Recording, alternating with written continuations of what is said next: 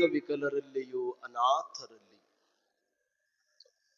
ಶಿವಯೋಗಿಗಳಲ್ಲಿಯೂ ಸದಾ ಪರಹಿತವನ್ನೇ ಬಯಸುವ ಮಹಾತ್ಮರಲ್ಲಿಯೂ ಶಿವನೆಂದರಿತು ಶಿವನಿರ್ಪನೆಂದರಿತು ಮಾಡುವ ಸತ್ಪಾತ್ರ ದಾನವೆಂದು ನೀನು ಜನ್ಮಾಂಧನಾಗಿ ಬಂದು ದಾನ ಮಾಡಿ ಜನ್ಮಾಂಧನಾದ ನನಗೆ ಕರುಣಿಸಿದಯ್ಯ ಗುರುಕುಮಾರ ಪಂಚಾಕ್ಷರೀಶ್ವರ. ಪಂಚಾಕ್ಷರಿ ಅಜ್ಜವರ 82ನೆಯ ಪುಣ್ಯಸ್ಮರಣೋತ್ಸವ, ಪೂಜ್ಯ ಗುರುಗಳ 16ನೆಯ ಪುಣ್ಯಸ್ಮರಣೋತ್ಸವದ ಈ ಶಿವನೆನಹಿನಲ್ಲಿ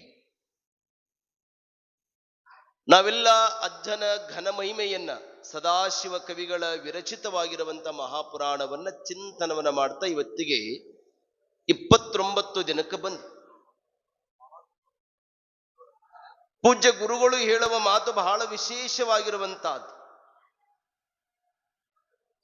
ಅಂಗವಿಕಲರಲ್ಲಿಯೂ ಅನಾಥರಲ್ಲಿಯೂ ಶಿವಯೋಗಿಗಳಲ್ಲಿಯೂ ಸದಾ ಪರಹಿತವನ್ನು ಬಯಸುವವರಲ್ಲಿಯೂ ಶಿವನಿರ್ಪನೆಂದರಿತು ಜನ್ಮಾಂಧನಾಗಿ ನೀ ಬಂದು ದಾನವ ನೀ ಮಾಡಿ ದಾನವ ಮಾಡುವ ಗುಣವ ನನಗೆ ಕಲಿಸಿದಿ ನೀನು ಅಂತಾರ ಅಜ್ಜೋರು. ನೋಡಿ, ಪೂಜ್ಯ ಗುರುಗಳ ವಿಚಾರ ಬಹಳ ವಿಶೇಷವಾಗಿರುವಂತಹದ್ದು. ಅವರೊಂದು ಪ್ರತಿಯೊಂದು ವಚನಗಳನ್ನು ಸಹಿತ ನಾವೆಲ್ಲ ಅವಲೋಕನವನ್ನ ಮಾಡಿದರೆ ನಮಗೆಲ್ಲ ಒಂದು ಪರಮ ಸತ್ಯದ ಅರಿವು ನೆನಪಾಗ್ತದೆ. ಪುಟ್ಟರಾಜಜ್ಜವರ ಒಂದು ಬದುಕಿನೊಳಗ ಒಂದು ಘಟನಾ ನಡೀತಿದೆ. ಈ ಘಟನಾವನ್ನ ಹೇಳಿ ಮುಂದೆ ದೊಡ್ಡಜ್ಜವರ ಘಟನೆಗೆ ಬರ್ತೀನಿ ನಾನು.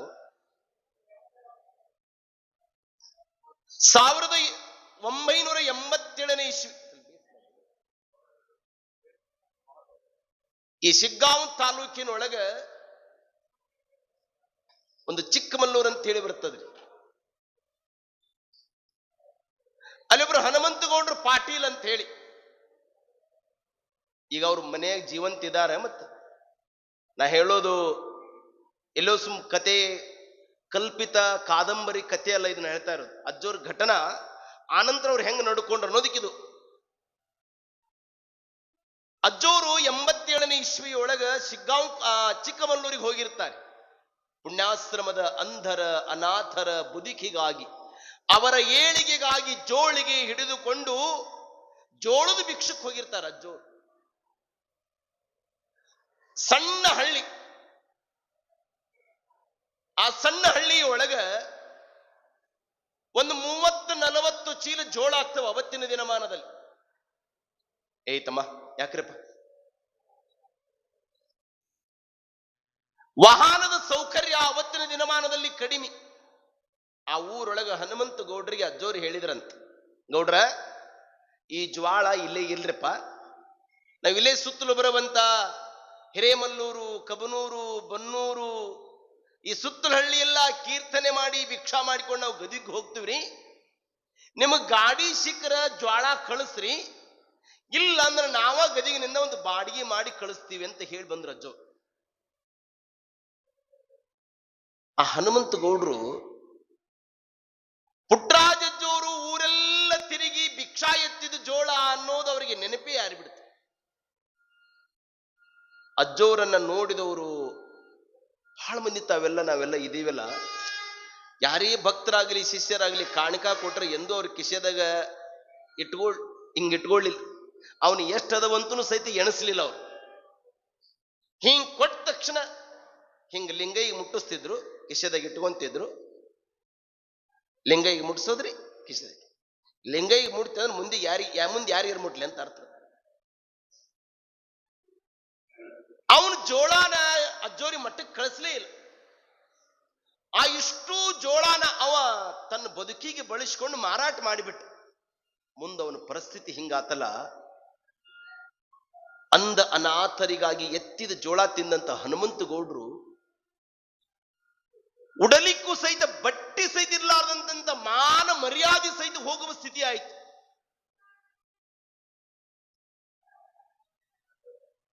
ಮುಂದೆ ಅಜ್ಜೋರು ಪುಣ್ಯಾಶ್ರಮದಲ್ಲಿ ಇರಬೇಕಾದ, ಈಗೇನ್ ನಮ್ಮ ಪಾಠಶಾಲೆ ಒಳಗ ಮಂಜಣ್ಣರ್ ಅಂತ ಅದರಲ್ಲ, ಅವರು ಆಶ್ರಮಕ್ಕೆ ಸೇರ್ಬೇಕಂತ ಬಂದಾಗ ಯಾವ್ರನಿಂದ ಅಂತ ಕೇಳಿದ್ರು. ನಾನು ಚಿಕ್ಕಮಲ್ಲೂರ ನಿಮ್ಮೂರಾಗ ಹನುಮಂತ ಗೌಡ ನಮ್ಮ 40 ಚೀಲ ಜೋಳ ತಿಂದ ನೋಡಂತ ರಜು. ಅವ್ರು ಯಾವಾಗಲೂ ಸಹಿತ ಯಾರೇನು ನೇರು ಹೇಳ್ಬಿಟ್ಟಿದ್ರ. ಅವ್ರು ಗಾಬರಿ ಆದ ಹೋಗಿ ಊರಾಗೆಲ್ಲ ಕೇಳಿದ ನಂತರ ಅದು ಸತ್ಯ ಅನ್ನೋದು ನೆನಪಾಯ್ತು. 2001ನೇ ಇಸ್ವಿಯೊಳಗ ಹಿರೇಮಲ್ಲೂರೊಳಗ ಅಜ್ಜೋರ್ ತುಲಾಭಾರ, ಚಿಕ್ಕಮಲ್ಲೂರೊಳಗ ಪಾದ ಪೂಜೆ. ಆ ಹನುಮಂತ ಗೌಡ್ರ ಮಕ್ಕಳು ಅಜ್ಜೋರ್ ಹತ್ರ ಬಂದ್ರು, ಬುದ್ಧಿ ನಮ್ಮ ಮನೆಗೆ ಪಾದ ಪೂಜೆಗೆ ಬರ್ಬೇಕ್ರಿ. ಅಜ್ಜೋರಂದ್ರು, ಎದಕ್ ಬರ್ಬೇಕಪ್ಪ ನಿಮ್ಮ ಮನೆಗೆ? ಯಾರು ನೀನು? ಬುದ್ಧಿ ನಾ ಹನುಮಂತ ಗೌಡ್ರ ಮಗ. ಅಜ್ಜೋರಂದ್ರು, ನಿಮ್ಮ ಮನೆಗೆ ಬರದಲ್ಲಪ್ಪ ನಾವು. ಯಾಕ್ರಿ ಅಂತ ಹಠ ಹಿಡಿದ್ರ ಅಜ್ಜೋರು. ಅವಾಗ ಅವರೆಲ್ಲ ಕರೆಯೋದು ಮಾಡಿದ ಮೇಲೆ ಅಜ್ಜೋರು ಒಪ್ಪಿಕೊಂಡು ಅವ್ರ ಮನೆಗೆ ಹೋಗ್ತಾರೆ. ಹೋಗಿ ಅವರಿಗೆ ಆಶೀರ್ವಾದವನ್ನು ಮಾಡ್ತಾರೆ. ಈ ಪಾಪದಿಂದ ನೀವು ದೋಷದಿಂದ ಮುಕ್ತಿ ಹೊಂದಬೇಕಾದ್ರೆ ಬೆಳೆದ ಬೆಳೆಯನ್ನ, ಅದು ಏನೇ ಬೆಳಲಿ, ಸಜ್ಜಿ ಬೆಳಲಿ, ಜೋಳ ಬೆಳಲಿ, ರಾಗಿ ಬೆಳಲಿ, ನೀವು ಏನೇ ಬೆಳಲಿ, ಗದಗಿನ ಪುಣ್ಯಾಶ್ರಮಕ್ಕೆ ತಂದು ಮುಟ್ಟಿಸಿದ್ರ ನಿಮಗ್ ಪುಣ್ಯ ಬರ್ತದಪ್ಪ ಅಂತ ಅಜ್ಜೋರು ಹೇಳಿದ್ರು.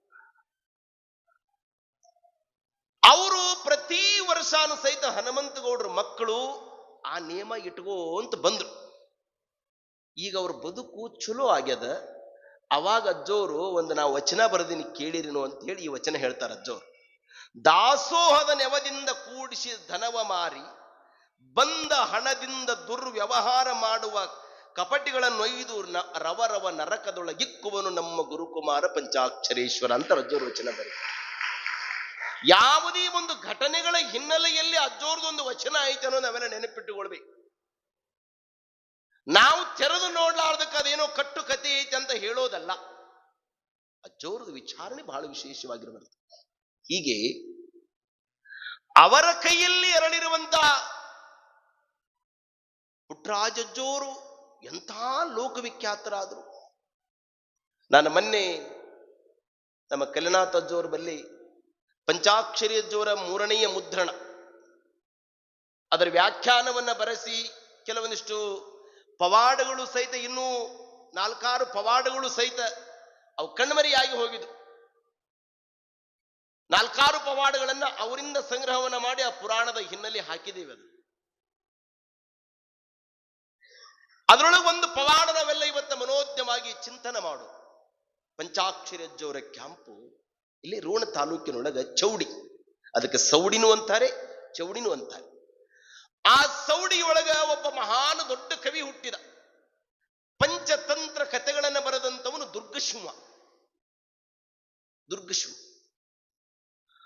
ಆ ದುರ್ಗಶಿವನ ಅಂದ್ರೆ ಸೌಡಿಯೊಳಗ ಪಂಚಾಕ್ಷರಿ ಅಜ್ಜೋರ ಕ್ಯಾಂಪ್ ವಾಸ್ತವ್ಯ. ಪುಟ್ಟರಾಜಜ್ಜೋರಿಗೆ ಈ ಮೈಲಿಗೆ ಬೇನೆ ಬಂತು. ಅದಕ್ಕೆ ನಾವು ಆಡು ಭಾಷೆಯೊಳಗೆ ಹೇಳೋದಂದ್ರೆ ಮೈಯಾಗ ಅಮ್ಮ ಬಂದು ಅಂತ ನೋಡ್ರಿ, ಅಮ್ಮ. ಹಿಂಗೆಲ್ಲ ಮೈಯೆಲ್ಲ ಕೀವ ರಕ್ತದಿಂದ ಶರೀರ ಸೋತು ಬಸದು ಹೋಗ್ತಾ ಇತ್ತು. ಊರಾನ ಮಂದಿ ಅಂತಿದ್ರು, ಅಯ್ಯಯ್ಯೋ ಪಂಚಾಕ್ಷರಿ ಅಜ್ಜೋರು ನೀರಿನಂತೆ ಹಣವನ್ನ ಬಳಸಿ ತಮ್ಮ ಶಿಷ್ಯರಾಗಿರುವಂತ ಹೃದಯವನ್ನ ಗೆದ್ದಂತ ಪುಟ್ಟರಾಜ ಅಜ್ಜೋರಿಗೆ ಈ ಮೈಲಿಗೆ ಬೇನೆ ಬಂದು ಜೀವನ ಮರಣದೊಳಗೆ ಹೋರಾಡ್ತಾ ಇದ್ದಾರೆ. ಬದುಕ್ತಾರೋ ಉಳಿತಾರೋ ಅನ್ನುವ ಚಿಂತೆ ಎಲ್ಲರಿಗೂ ಕಾತರವ. ಅಜ್ಜೋರಿಗೆ ಬಡತನ ಅಂದ್ರೆ ಸುಮ್ಮನೆ ಬಡತನ ಅಲ್ರಿ, ಕಡು ಬಡತನ ಅಂತ. ಪದಗಳು ಹೆಂಗ್ ಬಳಸ್ತಾರ ನೋಡಿ ಕವಿಗಳು. ಬೇಸಿಗೆ ಬೇರೆಯಂತೆ, ಕಡು ಬೇಸಿಗೆ ಬೇರೆಯಂತೆ. ಬಡತನ ಬೇರೆಯಂತೆ, ಕಡು ಬಡತನ ಬೇರೆಯಂತೆ. ಆ ಬಡತನವನ್ನ ಅನುಭವಿಸಿದವರಿಗೆ ಗೊತ್ತಾಗ್ತದೆ ಹೊರತು ಸುಮ್ಮನೆ ಬಾಯಿ ಮಾತಿಂದ ಹೇಳಿದ್ರೆ ಗೊತ್ತಾಗೋದಿಲ್ಲ. ಬಂಜೆ ಬೇನೆಯನ್ನರಿವಳೆ. ಅಜ್ಜೋರು ಹ್ಯಾಂಗ ರಕ್ಷಣೆ ಮಾಡಬೇಕು ಅಂತ ತಿಳ್ಕೊಂಡು ವಿಚಾರ ಮಾಡಿ ಒಬ್ಬ ಗದಗಿನ ಪ್ರಸಿದ್ಧ ವೈದ್ಯರನ್ನ ಚೌಡಿ ಗ್ರಾಮಕ್ಕೆ ಕರೆಸ್ತಾರೆ. ಅವರು ವೈದ್ಯೋಪಚಾರವನ್ನ ಮಾಡೋರು ಹೇಳ್ತಾರೆ, ಏನಿಲ್ರಿ ಪಂಚಾಕ್ಷರಿ ಅಜ್ಜೋರೇ, ನಿಮ್ಮ ಪ್ರೀತಿಯ ಅಪ್ಪಟ ಅಪರಂಜಿಯಾಗಿರುವಂತ ನಿಮ್ಮ ಶಿಷ್ಯರಾಗಿರುವಂತ ಈ ಪುಟ್ಟರಾಜ್ ಗವಾಯಿಗಳವರು ಉಳಿಬೇಕಾದ್ರ ಇವರಿಗೆ ನೀವು ಒಂದು 3 ರಿಂದ 4 ತಿಂಗಳ ಹಣ್ಣಿನ ರಸವನ್ನು ಕುಡಿಸಬೇಕು. ಅದರ ಜೊತೆಗೆ ಅವರನ್ನ ಯಾವ ಹಾಸಿಗೆಯ ಮೇಲೆಯೂ ಸಹಿತ ಮಲಗಿಸೋದಿಲ್ಲ. ಬಾಳಿ ಎಲೆಯ ಮೇಲೆ ಮಲಗಿಸಬೇಕು. ಅಜ್ಜೋರಂದ್ರು ಆಗ್ಲಿರಪ್ಪ, 3-4 ತಿಂಗಳ ಹಣ್ಣಿನ ರಸದೊಳಗ ಅಜ್ಜೋರಿಗೆ ಪ್ರಸಾದ ಮಾಡಿಸ್ಬೇಕು. ಅಜ್ಜೋರು ಬದುಕಿನೊಳಗ 1 ರೂಪಾಯಿನೂ ಸಹಿತ ಕಿಶೆದೊಳಗಿಲ್ಲ. ಅಂತ ಒಂದು ಪರಿಸ್ಥಿತಿ ಪಂಚಾಕ್ಷರಿ ಅಜ್ಜೋರು. ಹೇಗೆ ಮಾಡೋಣ? ಆಗ್ಲಿ, ಇದು ಕುಮಾರೇಶ ಕೊಟ್ಟ ಒಂದು ಸೇವಾ ಮಾಡೋಣ. 1000 ಕಷ್ಟ ಬರಲಿ, ಮುಗಿಲು ಹರಿಯಲಿ, ಭೂಮಿ ಬಿರಿಯಲಿ, ನನ್ನ ಪುಟ್ಟಯ್ಯನನ್ನು ನಾನು ಉಳಿಸಿಕೊಳ್ಬೇಕಂತ ಸಂಕಲ್ಪ ಮಾಡ್ತಾನಜ್ಜ. ಸಾಲ ಸೂಲ ಮಾಡಿ 3-4 ತಿಂಗಳ ಕಾಲವಾಗಿ ನಿತ್ಯಲೂ ಸಹಿತ ಗದಿಗಿನಿಂದ ಬುಟ್ಟಿ ಬುಟ್ಟಿ ಹಣ್ಣುಗಳು ಹೋಗಬೇಕು. ಆ ಹಣ್ಣಿನ ರಸವನ್ನ ಮಾಡಿ ಪುಟ್ಟರಾಜಜ್ಜೋರಿಗೆ ನಿತ್ಯಲೂ ಆ ಹಣ್ಣಿನ ರಸವನ್ನೇ ಕುಡಿಸಬೇಕು.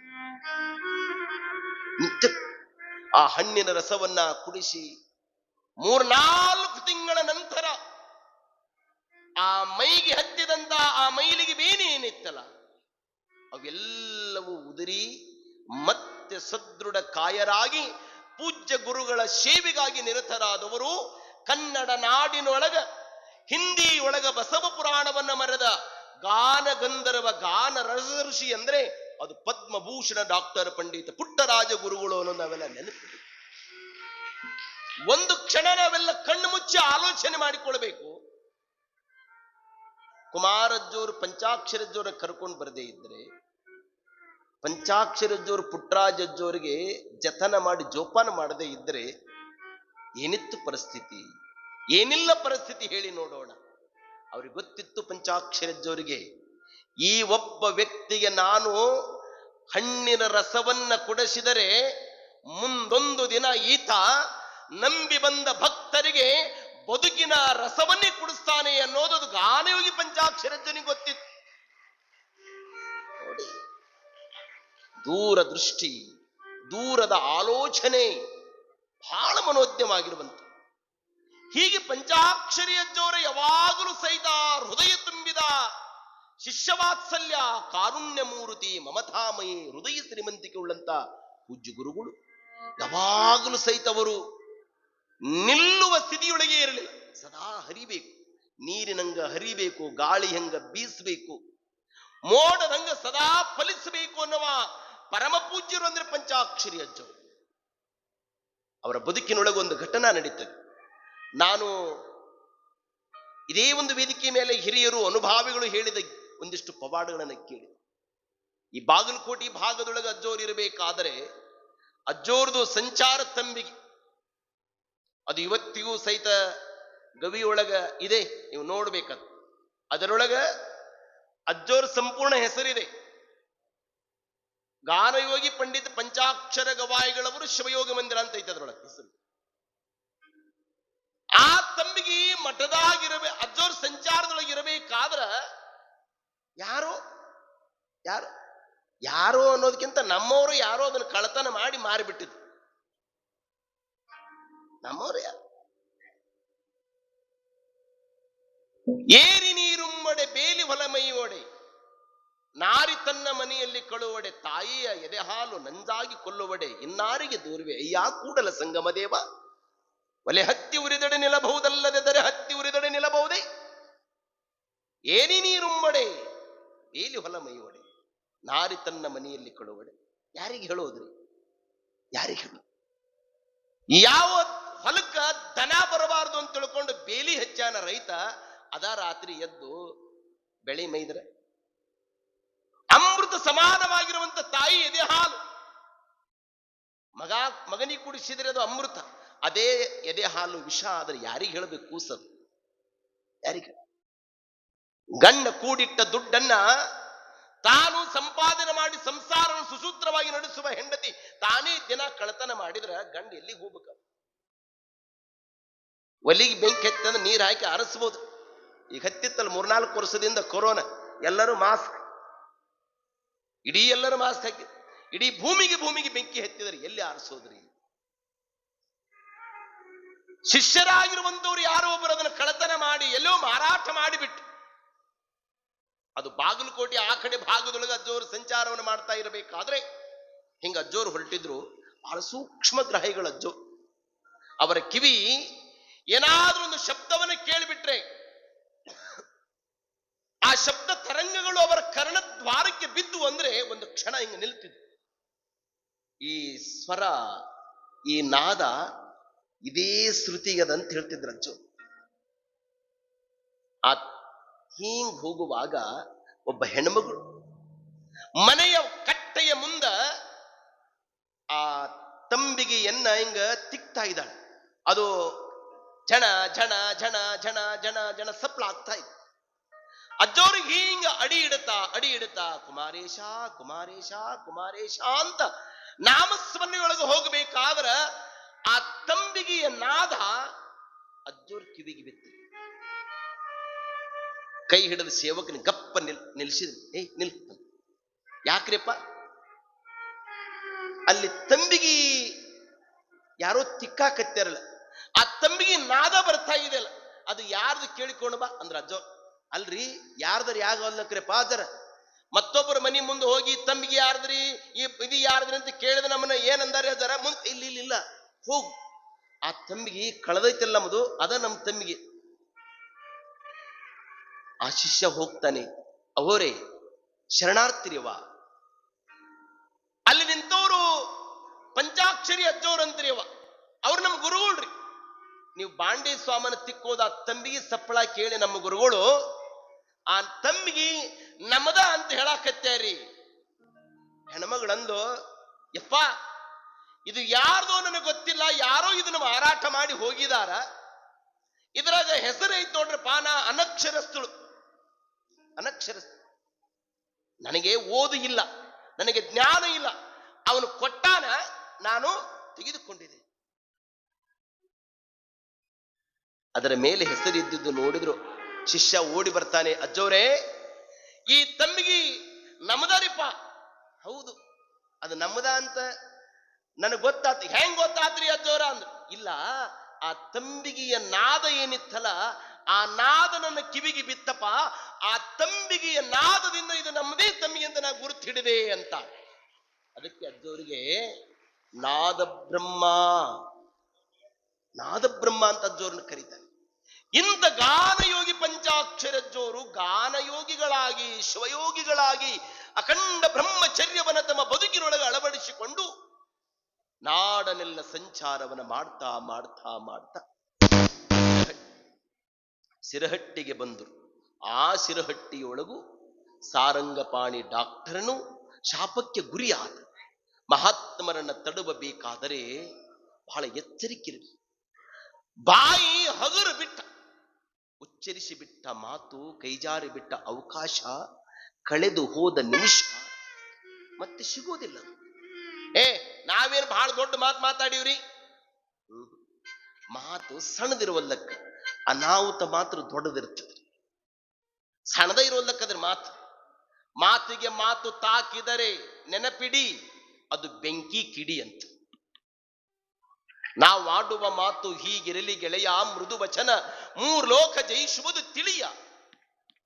ಮೌನ ಮೊಗ್ಗೆ ನುಡಿದು ಮಾತೊಂದು ಹೊರಬರಲಿ, 3 ಗಳಿಗೆಯ ಬಾಳು ಘಮಘಮಿಸುತ್ತಿರಲಿ ಅಂತ. ಬಾಯಿ ತೆಗೆದರೆ ದೇವರ ಮನೆಯ ಬಾಗಿಲ ತೆಗೆದಂಗಾಗ್ಬೇಕೇ ಹೊರತು ಬಾಯಿ ತೆಗೆದರೆ 2 ನಂಬರ್ ಬಾಗಿಲ ತೆಗೆದಂಗ ಆಗ್ಬಾರ್ದು ಅಂತ. ಮಾತು ಹೆಂಗರ ಮಾತಾಡಬಾರದು, ಮಾತು ಹೆಂಗೆಂಗರ ಮಾತಾಡಬಾರದು. ಮಾತಿನೊಳಗ ನೀತಿರಬೇಕು, ಮಾತಿನೊಳಗ ಆತಿರಬೇಕು. ಮಾತು ಮಾತಾಡಿದ್ರ ಈತ ದೊಡ್ಡಾತ ಅಂದಿರಬೇಕು. ದೊಡ್ಡವನಾಗದೇನು ಬಹಳ ದೊಡ್ಡದನ್ರಿ?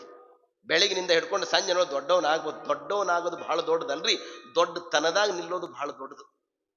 ಬೆಟ್ಟ ಏರೋದು ಸುಲಭ, ಬೆಟ್ಟದ ಮೇಲೆ ನಿಲ್ಲೋದು ಬಹಳ ಕಷ್ಟ. ಯಾಕಂದ್ರೆ ಆ ಬೆಟ್ಟದ ಮೇಲೆ ನಿಂತ ಮೇಲೆ ಗಾಳಿ ಬರ್ತದೆ, ಬಿಸಿಲು ಬರ್ತದೆ, ಮಳಿ ಬರ್ತದೆ. ಎಲ್ಲವನ್ನ ಸಹಿಸಿಕೊಳ್ಳುವಂತ ಸಮಾಧಾನ ನಮ್ಮಲ್ಲಿ ಇದ್ದಾಗ ಸಹಿತ ನಾವು ದೊಡ್ಡವರು ಆಗ್ತೀವಿ. ಅಂತ ದೊಡ್ಡತನದ ಮಹಾನ್ ಗುರು ಅಂದ್ರೆ ಅದು ಗಾನಯೋಗಿ ಪಂಚಾಕ್ಷರಿ ಅಜ್ಜೋರು ಅನ್ನೋದು ನಾವೆಲ್ಲ ನೆನಪಿಟ್ಟುಕೊಳ್ಬೇಕು. ಸಾರಂಗ ಪಾಣಿ ಅಜ್ಜೋರನ್ನ ತಡವಿ ತನ್ನ ಬದುಕೆ ತಾನು ಹಾಳು ಮಾಡಿಕೊಂಡ. ಮುಂದೆ ಅಜ್ಜೋರು ಗದಗ ಪುಣ್ಯ ಭೂಮಿಯೊಳಗೆ ಬಂದು ವಾಸ ಮಾಡ್ತಾರೆ. ಇಲ್ಲಿ ಮಹನೀಯರು, ಇಲ್ಲಿ ದಾನಿಗಳು, ಇಲ್ಲಿ ದಾಸೋಹಿಗಳು, ಇಲ್ಲಿ ಒಬ್ಬ ಜಂಗಮ ಮೂರ್ತಿಗಳು ಅಜ್ಜೋರ ಹತ್ರ ಹೋಗ್ತಾರೆ. ಅವ್ರು ಯಾರು ಅನ್ನೋದನ್ನ ಗವಾಯಿಗಳ ಗೀತೆ ಮುಂದೆ ಚಿಂತನೆ ಮಾಡೋಣ. ಗಾನಯೋಗಿ ಪಂಚಾಕ್ಷರಿ ಅಜ್ಜೋರು ಗದಗ ಮಹಾನಗರಕ್ಕೆ ಆಗಮಿಸಿರಬೇಕಾದರೆ ಇರಲು ನೆಲೆಯಿಲ್ಲ. ಕಲೆ ನಾಡಿನ ತುಂಬೆಲ್ಲ ಪಸರಿಸಿದೆ. ಈ ಗದಗ ಪುಣ್ಯ ಭೂಮಿ ಎಂದರೆ ಜಗದ್ಗುರು ತೋಂಟದಾರರಿಂದ ಪಾವನ ಪುನೀತಗೊಂಡಂತ ನೆಲವೇ ಗದಗ. ಕುಮಾರವ್ಯಾಸನಿಗೆ ದಿವ್ಯ ದಿಗ್ದರ್ಶನವನ್ನ ನೀಡಿದಂಥ ಗದುಗಿನ ವೀರನಾರಾಯಣ ದೇವಾಲಯ, ತ್ರಿಕೂಟೇಶ್ವರ, ಗದಗಿನ ಜಗದ್ಗುರು ಶಿವಾನಂದ ಮಠ ಪ್ರಖ್ಯಾತಿಯನ್ನು ಹೊಂದಿದಂತ ಗದಗ. ಅದರ ಜೊತೆಗೆ ಗದಗ ಅಂದ ತಕ್ಷಣವೇ ಒಂದೇ ಒಂದು ಮಾತು, ಮುದ್ರಣದ ಕಾಶಿ ಅಂದ್ರೆ ಗದಗ್ ಅಂತ ಇಡೀ ಭಾರತ ದೇಶದೊಳಗ ಕರೆಯುವ ಕಾಲ ಒಂದಿತ್ತು. ಆ ಮುದ್ರಣ ಕಾಸಿಗೆ ಇನ್ನೊಂದು ಪದ ಸೇರಿದೆ, ಸಂಗೀತ ಕಾಸಿ ಅಂದ್ರೆ ಅದು ಗದಗ್ ಅಂತ ಸೇರಿಸಿದವರೇ ಗಾನಯೋಗಿ ಪಂಚಾಕ್ಷರಿ. ಈ ಗದಗ ಮಹಾನಗರದೊಳಗ ಬರಕ್ಕೆ ಬುತ್ತಿ ಕಟ್ಟಿದ ಬರಗಾಲ ಬಂಟ ಬಸರಿಗಿಡದ ವೀರಪ್ಪನವರು, ಮುದೋಳದ ಅಡಿವೆಪ್ಪನವರು, ಬುಳ್ಳಾ ವೀರಪ್ಪನವರು, ಅದರ ಜೊತೆಗೆ ಪಂಚಾಂಗವನ್ನ ಹೇಳಿ ಜಂಗಮ ಸತೃಪ್ತಿ ಕಾಯಕವನ್ನ ಮಾಡುತ್ತಾ ಇರುವಂತ ಹಿಡಿಕಿ ಮಠದ ಚನ್ನವೀರ ಶಾಸ್ತ್ರಿಗಳವರು, ಮಾನವಿ ಸಿದ್ದರಾಮಪ್ಪನವರು, ಮುಲ್ಕಿ ಡಾಕ್ಟರು ಮಾಳಿಕೊಪ್ಪ ಮಠದ ರುದ್ರಯ್ಯನವರು, ಜೈ ಭಾರತ ಕಂಪನಿಯ ಸಿದ್ದಯ್ಯನವರು, ಸಂದಿಗವಾಡದ ಅಪ್ಪಯ್ಯನವರು, ಇವರೆಲ್ಲ ಗದಗಿನ ಪ್ರಮುಖರು, ದಾನಿಗಳು, ದಾಸೋಹಿಗಳು, ಮೇಲಾಗಿ ಹೃದಯ ಶ್ರೀಮಂತರು. ದಾನಿಗಳು ದಾಸೋಹಿಗಳು ನಾಡಿನೊಳಗೆ ಸಿಗಬಹುದು, ಹೃದಯ ಸ್ವಚ್ಛ ಇದ್ದವರು, ಹೃದಯ ಶ್ರೀಮಂತರು ಇರೋದು ಸಿಗೋದು ಕಠಿಣದೆ. ಬಸರಿಗಿಡದ ವೀರಪ್ಪನವರು ಎಲ್ಲರೂ ಕೂಡಿದ್ರು ಅಜ್ಜೋರನ್ನ ಸಂಪರ್ಕ ಮಾಡ್ತಾರೆ. ಇರಲಿಕ್ಕೂ ಸಹಿತ ವಾತ್ಸವ್ಯ ಇರಲಾರ್ದಂತ ಸಂದರ್ಭದೊಳಗ ಬಸರಿಗಿಡದ ವೀರಪ್ಪನವರು ತಮ್ಮ ಮನೆಯನ್ನೇ ಕೊಟ್ಟು ಬಿಡ್ತಾರೆ ಅಜ್ಜೋರು. ಮನ ಕೊಡೋರು ಬಹಳ ಮಂದಿ, ಮನೆ ಕೊಡೋರು ಬಹಳ ಮಂದಿ, ಆದರೆ ತನ್ನ ಜೀವವನ್ನೇ ಸಹಿತ ತ್ಯಾಗ ಮಾಡಬೇಕಂತ ಸಂಕಲ್ಪ ತೊಟ್ಟೋರು ಬಸರಿಗಿಡದ ವೀರಪ್ಪನವರು. ಎಂಥ ದಾನಿ ರೀ! ಕರ್ನಾಟಕದೊಳಗ ನೀವು ಹುಬ್ಬಳ್ಳಿಗೆ ಹೋಗಿಬಿಟ್ರೆ KLE ಇಂಜಿನಿಯರಿಂಗ್ ಕಾಲೇಜಿಗೆ ಆ ಭೂಮಿಯನ್ನು ದಾನ ಕೊಟ್ಟವರೇ ಬಸರಿಗಿಡದ ವೀರಪ್ಪಜ್ಜನವರು. ಬೆಳಗಾವ್ ನಾಗನೂರು ರುದ್ರಾಕ್ಷಿ ಮಠಕ್ಕೆ ಭೂಮಿ ದಾನ ಕೊಟ್ಟವರು ಬಸರಿಗಿಡದ ವೀರಪ್ಪಜ್ಜನವರು. ಗದಗ ಶಿವಾನಂದ ಮಠದ ಇವತ್ತೇನು ತೇರು ಎಳಿತೀವಲ್ಲ, ಆ ತೇರಿನ ಜಾಗ ಕೊಟ್ಟವರೇ ಬಸರಿಗಿಡದ ವೀರಪ್ಪಜ್ಜನವರು. ಬಿಜಾಪುರ ಜಿಲ್ಲೆ ಬಸವನ ಬಾಗೇವಾಡಿ ತಾಲೂಕಿನೊಳಗ ಬಸವಣ್ಣನ ಮಹಾದ್ವಾರ ಏನದಲ್ಲ ಪಶ್ಚಿಮಾಭಿಮುಖವಾಗಿ, ಈ ಮುಖ ಅದಲ್ಲ, ಆ ಮಹಾದ್ವಾರವನ್ನ ಕಟ್ಟಿಸಿದವರೇ ಬಸರಿಗಿಡದ ವೀರಪ್ಪಜ್ಜನವರು. ಎಂತಹ ದಾನಿರಿ!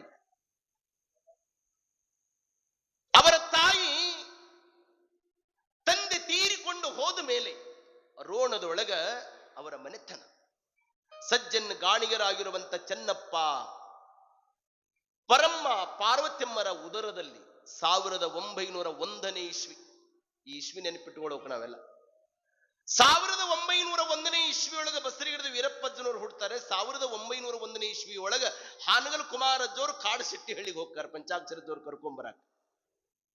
1914ನೇ ಇಸ್ವಿ ಒಳಗೆ ಪುಟ್ಟರಾಜ ಅಜ್ಜೋರು ದೇವರ ಹೊಸಪೇಟೆಯೊಳಗೆ ಹುಡ್ತಾರೆ. 1914ನೇ ಇಸ್ವಿ ಒಳಗ ನಡುಗುಂದಿ ಕೊಪ್ಪದೊಳಗ ಸಂಚಾರಿ ಸಂಗೀತ ಶಾಲೆ ಹುಟ್ಟುತ್ತದೆ. ಬಸರಿಗಿಡದ ವೀರಪ್ಪಜ್ಜನವರು ಹಿಂಗ ಬೆಳಿತಾ ಬೆಳಿತಾ ತಂದೆ ತೀರ್ಕೊಂಡು ಬಿಟ್ರು. ರೋಣದೊಳಗ ಪರಮ್ಮ ತಾಯಿ ಈ ಎಣ್ಣೆಯನ್ನ ಬೀಸಿ ಗಡಿಗೆಯನ್ನ ತಲೆ ಮೇಲೆ ಹೊತ್ತುಕೊಂಡು ದಾರ್ಯಾಗ ನಿಂತು ಮಾರ್ತಿದ್ದಂತೆ. ಅಮ್ಮ ಬಡತನ, ಅಟ್ಟು ಕಿಟ್ಟು ತಿನ್ನೋ ಬಡತನ. ವೀರಪ್ಪನವ್ರಿಗೆ ಅವಾಗ 5 ವರ್ಷ. ಶಾಲೆ ಓದಬೇಕು ಓದಬೇಕು ಅನ್ನುವ ಹಂಬಲ, ಅದರ ಬಡತನ ಅನ್ನೋದು ಮನ್ಕೊಂಡಿತ್ತು. ಮುಂದೆ 5ನೇ ಕ್ಲಾಸ್ ಮುಗಿತದೆ, ಶಾಲೆಗೆ ಬಿಟ್ಟು ಒಂದು ಕಿರಾಣಿ ಅಂಗಡಿ ಒಳಗ ಹಮಾಲಿ ಕೆಲಸ ಮಾಡ್ತಾರೆ. ನಾನೇನಾದ್ರೂ ಒಂದು ಗಾಡಿ ತೆಗೆದುಕೊಳ್ಬೇಕು ಅಂತ ತಿಳ್ಕೊಂಡು ಗಾಡಿ ತೆಗೆದುಕೊಂಡು ಲಾಸ್ ಹಾಕ್ತಾರೆ. ಮುಂದೆ ಪುಣಾಕ್ ಹೋಗಿ ಲಾರಿ ಕ್ಲೀನರ್ ಆಗ್ತಾರೆ. ಆನಂತರ ಬಂದು ಲಕ್ಷ್ಮಿ ಮೋಟಾರ್ಸ್ ಅಂತ ಹೇಳಿ 40 ಬಸ್ಸುಗಳನ್ನ ಖರೀದಿ ಮಾಡ್ತಾರೆ ಬಸರೀಡು ವೀರಪ್ಪಜ್ಜ. ಅವ್ರ ನೇಮ ಏನಿತ್ತು, ಯಾರಾದ್ರೂ ಬಸುರಿ ಹೆಣ್ಮಕ್ಕಳು ದಾರಿಯೊಳಗೆ ನಿಂತಿದ್ರು ಅಂದ್ರೆ ಅವರಿಗೆ ಉಚಿತವಾಗಿ ಬಸ್ಸಿನ ಟಿಕೆಟ್ ತೆಗೆದುಕೊಳ್ಳಾರ್ದನಿಗೆ ಅವರಿಗೆ ಪ್ರವೇಶ ಕೊಟ್ಟವರು, ಸ್ವತಂತ್ರ ಸಿಗುವುದಕ್ಕಿಂತ ಪೂರ್ವದಲ್ಲಿ ಆ ಉಚಿತ ಕೊಟ್ಟವರು ಯಾರಂದ್ರೆ ಅದು ಗದಗಿನ ಬಸರೀಡು ವೀರಪ್ಪಜ್ಜ ಅನ್ನೋ ನಾವೆಲ್ಲ ನೆನಪಿಟ್ಟುಕೊಳ್ಬೇಕು. ಅಷ್ಟೇ ಅಲ್ಲ, ಆ ಬಸೂರಿ ಹೆಣ್ಮಕ್ಳು ಯಾರೇ ಇರಲಿ ಅವರ ಮನೆಗೆ ಎಣ್ಣೆ ಬಟ್ಟೆ ಎಲ್ಲವನ್ನು ಕೊಡ್ತಿದ್ರು. ಅದಕ್ಕೆ ಅವರಿಗೆ ದಾನಸೂರ ಅಂದ್ರು. ಇನ್ನು ಮುಂದೆ ಬರಗಾಲ ಬಂಟ ಅನ್ನೋದಕ್ಕೆ ಇದು ಅಜ್ಜೋರು ನಡೆದ ಘಟನಾ. ಅಂತ ಬಸರೀಗಿಡದ ವೀರಪ್ಪಜ್ಜನವರು ಪಂಚಾಕ್ಷರಿ ಅಜ್ಜೋರಿಗೆ ತಮ್ಮ ಮನೆಯನ್ನೇ ಅವರಿಗೆ ದಾನವನ್ನಾಗಿ ನೀಡಿದಾಗ ಇದರಲ್ಲಿ ಬಹಳ ಮಂದಿ ಪ್ರಮುಖರು, ನಮ್ಮ ಚೆನ್ನವೀರ ಶಾಸ್ತ್ರಿ ಹಿಟಿಕಿ ಮಟ್ರು, ವೇದ ಆಗಮ ಪಂಚಾಂಗ ಇವೆಲ್ಲವನ್ನ ಬಲ್ಲವರು. ಗದಗ ಮಹಾನಗರದೊಳಗೆ ಯಾವುದೇ ಭಕ್ತರಿರಲಿ ಅವರ ಭಕ್ತರ ಮನೆಗೆ ಹೋಗುವುದು, ಪೂಜೆ ಪುನಸ್ಕಾರ ಮಾಡೋದು, ಸೈಕಲ್ ತುಳಿತಾ ತುಳಿತಾ ತುಳಿತಾ ಈ ಎಲ್ಲ ಸುತ್ತಲ ಹಳ್ಳಿಗಳ ಹೋಗೋದು, ಜೋಳ ಭಿಕ್ಷಾ ಎತ್ತಿಕೊಂಡು ಬರೋದು, ಸಂಸ್ಥೆ ಕೊಡೋದು, ಜೋಳ ಭಿಕ್ಷೆ ಎತ್ತಿಕೊಂಡು ಬರೋದು ಸಂಸ್ಥೆ. ಇವರೆಲ್ಲ ಮಹನೀಯರು. ಕಾಲಗರ್ಭದೊಳಗೆ ನಮ್ಮ ಸ್ವಾರ್ಥ ತಿಲಾಂಜಿಯೊಳಗೆಲ್ಲ ನಾವು ಮರೆಯೋದಲ್ಲ, ಇವರನ್ನ ದುಡಿದವರನ್ನ ಅರ್ಧ ರಾತ್ರಿಯಲ್ಲೂ ಸಹಿತ ನಾವು ನೆನೆಸಬೇಕು. ಯಾವಾಗ ನೆನೆಸ ಈ ಸಂಸ್ಥೆಗಾಗಿ ಒಬ್ಬರೇ ಎಲ್ಲ ತ್ಯಾಗ ಮಾಡಿದವರು, ರಕ್ತವನ್ನ ಬಸಿದು ತಮ್ಮ ಜೀವವನ್ನ ಗಂಧದ ಕೊರಡಿನಂತೆ ತೆಗೆದವರು ಗದಗಿನ ಭಕ್ತರು ಸಾವಿರ ಸಾವಿರ ಮಂದಿ ಇತಿಹಾಸದೊಳಗಿದ್ದಾರೆ. ಇಲ್ಲ ನಾನು ಹೇಳುವಂತೆ 8-10 ಮಂದಿ ಮಾತ್ರ ಅಷ್ಟೇ ಅಲ್ಲ, ಎಲ್ಲ ಅದರೊಳಗೆ ಅಜ್ಜೋರಿಗೆ ಬಹಳ ಹತ್ತಿರವಾಗಿರುವಂತವರು ಬಸರೀಡು ವೀರಪ್ಪಜ್ಜನವರು, ಚೆನ್ನವೀರ ಶಾಸ್ತ್ರಿಗಳು, ಮುಲ್ಕಿ ಡಾಕ್ಟರು, ಅಡಿವೆಪ್ಪನವರು, ಅಪ್ಪಯ್ಯನವರು, ಇವರೆಲ್ಲರೂ ಸಹಿತ ಚೆನ್ನವೀರ ಶಾಸ್ತ್ರಿಗಳವರ ಕಾರ್ಯ ಬಹಳ ವಿಶೇಷವಾಗಿರುವಂತಹ ಆ ಸಂದರ್ಭದಲ್ಲಿ ಒಂದು ಘಟನಾ ನೋಡಿ. ಅಜ್ಜೋರು ಬಸವ ಪುರಾಣವನ್ನ ಹಿಂದಿ ಒಳಗೆ ಬರೆದಾಗ ಪ್ರಿಂಟಿಗೆ ದುಡ್ಡು ಇರಲಿಲ್ಲ. ಚೆನ್ನವೀರ ಶಾಸ್ತ್ರಿ ಅಜ್ಜೋರು ಕೇಳಿದ್ರಂತ, ಬಸವ ಪುರಾಣ ಪೂರ್ಣ ಆತಂದ್ರೆಪ್ಪ. ಆಗೇತ್ರಿ ಶಾಸ್ತ್ರಿಗಳ ಎಂದೂ ಸಹಿತ ನಮ್ಮ ಗುರುಗಳು ಪದಪ್ರಯೋಗವನ್ನ ಮಾಡೋದನ್ನ ನೋಡಿ ಕಲಿಬೇಕು ನಮ್ಮ ಗುರುಗಳು. ಒಂದು ದಿವಸ ಸಹಿತ ಬಸವರಾಜ ಅಜ್ಜೋರಿಗೆ ಕಾರ್ಕೊಂಡ್ರದಾರನಂತ ಕೇಳೇ ಇಲ್ಲ ಅವರು. ಏನಂತಿದ್ರಿ? ಬಸವರಾಜಪ್ಪ 97 ವರ್ಷ ಇರೋ ತನಕನೂ ಸಹಿತ ನಮ್ಮ ಕಾರ್ಕೂನು ಅನ್ನಲಾರ್ದನೆ ಬಸವರಾಜಪ್ಪ ಬಸವರಾಜಪ್ಪ ಅಂತ ತಿಳ್ಕೊಂಡು ಅವರಲ್ಲಿ ಸಹಿತ ದೊಡ್ಡತನ ಕಂಡವ್ರು ಯಾರಂದ್ರೆ ಅದು ನಮ್ಮ ಗುರುಗಳು ಅನ್ನೋದು ನಾವೆಲ್ಲ ನೆನಪು. ಮತ್ತದ್ರ ಜೊತೆಗೆ ಮುಂದವರು ನಮ್ಮ ಗುರುಗಳು ಅಂತಿದ್ರು, ನಮ್ಮ ಕಾರ್ಬಾರಿ ಅದನ್ನು ಅಂತಿದ್ರು, ಅಲ್ಲೇ ಹೋರಿ ಯಪ್ಪ ನಮ್ಮ ಹಂಗೈತ್ರಿ ಹಿಂಗ ಅಲ್ಲೇ ಅದ ನೋಡಿ ನಮ್ಮ ಬಸವರಾಜಪ್ಪ, ಅವನ ಕೇಳ್ಕೊಂಡು ಊರಿಗೆ ಹೋರಿ ಅಂತ. ಎಂದೂ ಸಹಿತ ಯಾವುದನ್ನು ಸಹಿತ ನಮ್ಮ ಹತ್ರ ಇಟ್ಕೊಂತ ಇದೆಯಲ್ಲ. ಒಂದು ನಮೂನಿ ನಮ್ಮ ಗುರುಗಳು ಹೆಂಗಂದ್ರೆ ಸಮುದ್ರ ಇದ್ದಂಗ, ಏನು ಒಳಗೆ ಬರ್ತದೆ ಒಗದ್ಬಿಟ್ರೆ ಹೊರಗ ಆ ಕಡೆ ಮತ್ತು ತಾನು ನಿಶ್ಚಿಂತವಾಗಿರುತ್ತೆ. ಹೀಗೆ ಅಜ್ಜೋರಿಗಿದ್ದ ಕಾಲದೊಳಗ ಬಸವ ಪುರಾಣವನ್ನ ಬರೆದಾಗ ದುಡ್ಡು ಇರಲಾರ್ದಾಗ ಚೆನ್ನವೀರ ಶಾಸ್ತ್ರಿ ಅಜ್ಜೋರು ಪುಟ್ಟರಾಜ ಅಜ್ಜೋರಿಗೆ ಧೈರ್ಯವನ್ನು ಕೊಟ್ಟು, ಯಪ್ಪ ನೀವು ಚಿಂತೆ ಮಾಡಬೇಡ್ರಿ, ಬಸವ ಪುರಾಣಕ್ಕೆ ನಾನು ದುಡ್ಡು ತೆಗೆದುಕೊಂಡು ಬರ್ತೀನಿ, ಹೋಗಿ 10 ಮಂದಿ ಹತ್ರ ಹೋಗಿ 10,000 ರೂಪಾಯಿ ತಂದು ಪುಟ್ಟರಾಜ ಅಜ್ಜೋರಿಗೆ ಮೊಟ್ಟ ಮೊದಲ ಬಸವ ಪುರಾಣಕ್ಕೆ 10,000 ರೂಪಾಯಿ ತಂದು ಕೊಟ್ಟವ್ರು ಯಾರಂದ್ರೆ ಅದು ಹಿಡಕಿ ಮಠದ ಚೆನ್ನವೀರ ಶಾಸ್ತ್ರಿ ಅಜ್ಜೋರನ್ನು ನಾವೆಲ್ಲ ನೆನಪಿಟ್ಟುಕೊಳ್ಬೇಕು. ಆ ಸಂದರ್ಭ ಎಂತಾದ್ರಿ? ಬರಗಾಲ ಕಿತ್ತು ತಿನ್ನುವಂತ ಬಡವ, ಕಾಳಿಗಾಗಿ ಬರ, ಅನ್ನಕ್ಕಾಗಿ ಬರ, ನೀರಿಗಾಗಿ ಬರ, ಒಂದೆಡೆ ಬಟ್ಟೆ ಇಲ್ಲ, ಒಂದೆಡೆ ಹೊಟ್ಟೆ ಹಸಿದದೆ. ಆ ಹಸಿವೆಯ ಒಡಲು ಪರಿತಾಪ ಅನುಭವಿಸಿದವರಿಗೆ ಗೊತ್ತಾಗ್ತದೆ. ಯಾವ ವಿಶ್ವವಿದ್ಯಾಲಯ ಸಹಿತ ಕಲಿಸಲಾರದ ಪಾಠ ಹಸಿವೆ ಕಲಿಸ್ತದ್ರಿ.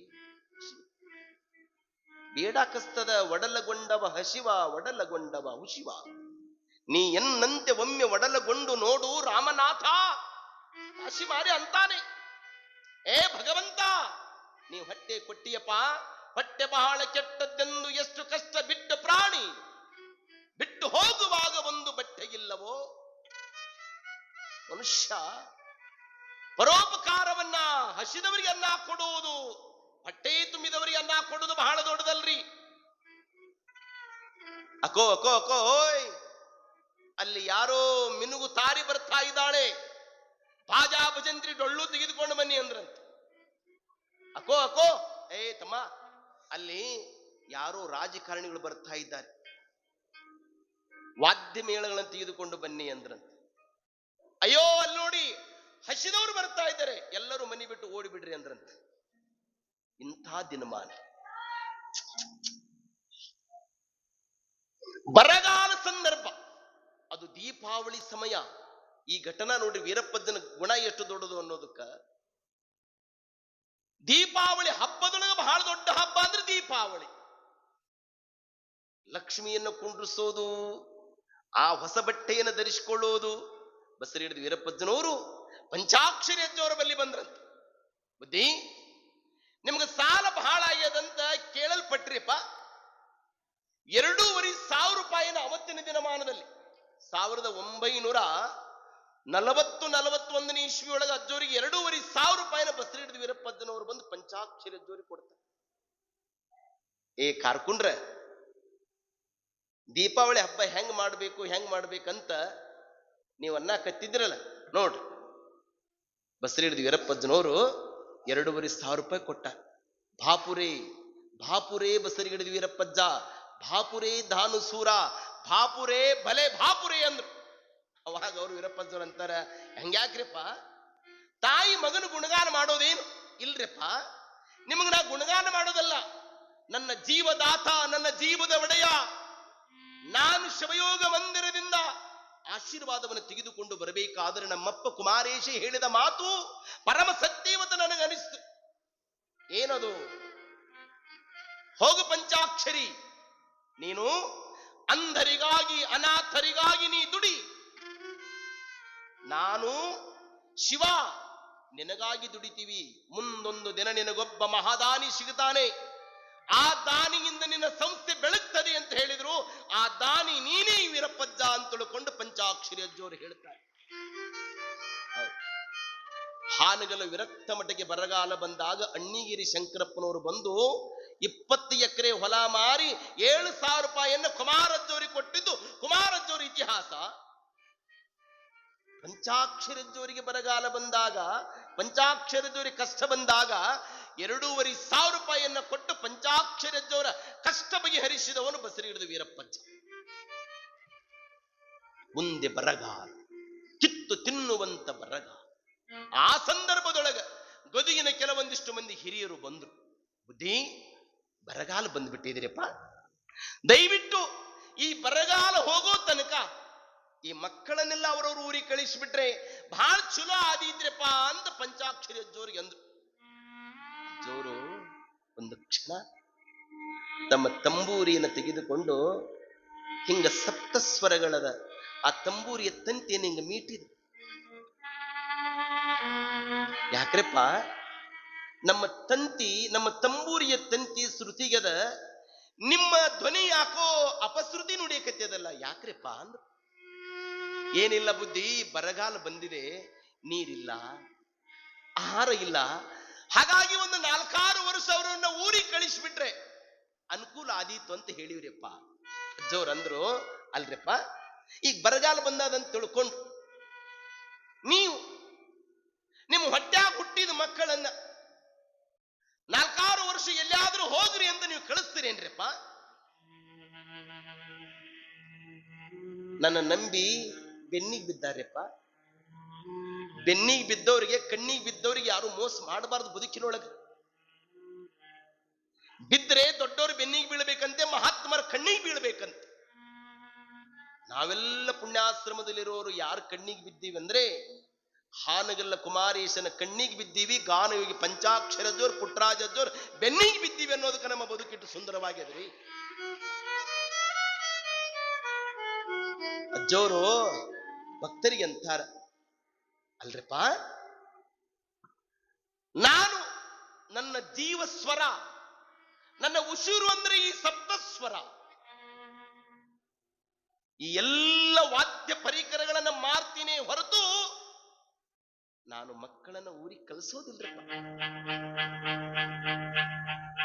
ಈ ಸಂದರ್ಭದೊಳಗ ಅಜ್ಜೋರು ಕಾಡಸೆಟ್ಟಿ ಹಳ್ಳಿಯಲ್ಲಿ ಇರತಕ್ಕಂಥ ಪೂರ್ವಾಶ್ರಮದ 18 ಎಕರೆ ಹೊಲವನ್ನ ಇವತ್ತಿಗೂ ಸಹಿತ ಅವರು ಕಾಡಶೆಟ್ಟಿ ಹಳ್ಳಿಯೊಳಗೆ ಅವ್ರ ಮನೆತನ ಇದೆ, ದೊಡ್ಡ ಮನಿಯವರ ಮನೆತನ ಅಂತ ಹೇಳಿ. ಇವತ್ತಿಗೂ ನೀವೆಲ್ಲ ಅಲ್ಲಿ ಹೋಗಿ ತೆಗಿಸ್ಬಿಟ್ರೆ ಅದು ಇತಿಹಾಸದ ಪಂಚಾಕ್ಷರ ಅಜ್ಜೋರದೇ ಆಸ್ತಿ ಅಂತ ಹೇಳಿ 18 ಎಕರೆ ಭೂಮಿಯನ್ನ ಮಾರಿ ಮಕ್ಕಳಿಗೆ ಅನ್ನವನ್ನ ಕೊಟ್ಟ ಮಮತಾಮಯಿ ಅಂದ್ರೆ ಅದು ಗಾನಯೋಗಿ ಪಂಚಾಕ್ಷರಿ ಅಜ್ಜಾರಿ. 18 ಎಕರೆ ಭೂಮಿ ಮಾರಿ. ಆನಂತರ ಸುಖ ಇದ್ದಾಗ ಎಲ್ಲರೂ ನಮ್ಮನ್ನ ಅನ್ನೋರು ಬಹಳ ಮಂದಿ. ಅನ್ನವು ನನ್ನಲ್ಲಿರುವ ತನಕ ಎಲ್ಲರೂ ನನ್ನವರನ್ನುವರು, ಅನ್ನವು ತೀರಿದ ಮರುದಿನವೇ ನನ್ನವರನ್ನುವರಾರಿಲ್ಲ.